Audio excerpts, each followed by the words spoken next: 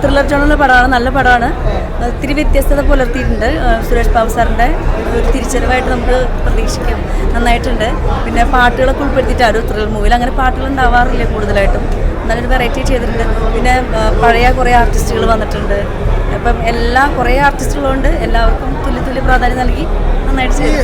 Police crime investigation എന്ന് പറയുമ്പോഴേ സ്ഥിരം ഒരു പാറ്റേൺ ഉണ്ട്. ആ പാറ്റേൺ തന്നെ നിൽക്കുന്ന ഒരു പടമാണ് അത്. കുറച്ച്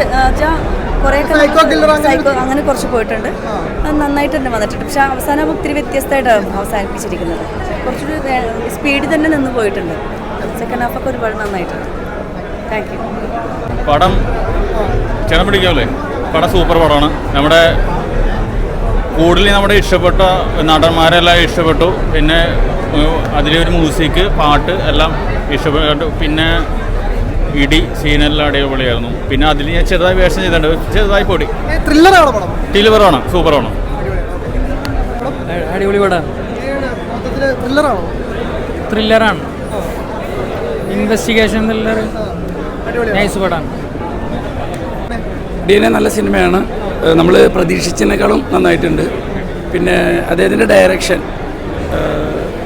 എന്താ പറയുക, BGM, അതുപോലെ തന്നെ മറ്റ് അഷ്കർ സൗദാൻ സൂപ്പറായിട്ട് അഭിനയിച്ചിട്ടുണ്ട്.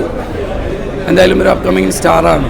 അതുപോലെ രതീഷ് സാറിൻ്റെ മകൻ ബാബു ആൻ്റണി സേട്ടൻ, അതുപോലെ നമ്മുടെ റിയാസ് ഖാൻ, എല്ലാവരും നന്നായിട്ടുണ്ട്. നായികമാർ, പിന്നെ ലക്ഷ്മി റായ് സൂപ്പറായിട്ടുണ്ട്. ഒരു ഇൻവെസ്റ്റിഗേഷൻ ത്രില്ലറാണ്. നല്ല പുതുമയുള്ള നല്ലൊരു സിനിമ, എല്ലാവർക്കും കാണാം. കുഴപ്പമില്ല, നല്ല പടം. ഫുൾ ഇൻവെസ്റ്റിഗേഷൻ ത്രില്ലറാണോ? ഇൻവെസ്റ്റിഗേഷൻ ത്രില്ലർ, നല്ല സ്പീഡിൽ, നല്ല ഭംഗിയിൽ, നല്ല രസത്തിൽ എടുത്തിട്ടുണ്ട്. ഫുൾ ടൈം എൻഗേജിംഗ് ആയിട്ടുള്ള ത്രില്ലറാണോ? അതെ, ഒരു സമയം പോലും ഇങ്ങനെ വേസ്റ്റ് ആവാത്തൊരു പടം. നമുക്കൊരു ബാബു ആൻ്റണി ചേട്ടനൊക്കെ എങ്ങനെയുണ്ടായിരുന്നു? അടിപൊളിയുണ്ട്. സ്പെഷ്യലി അഷ്കർ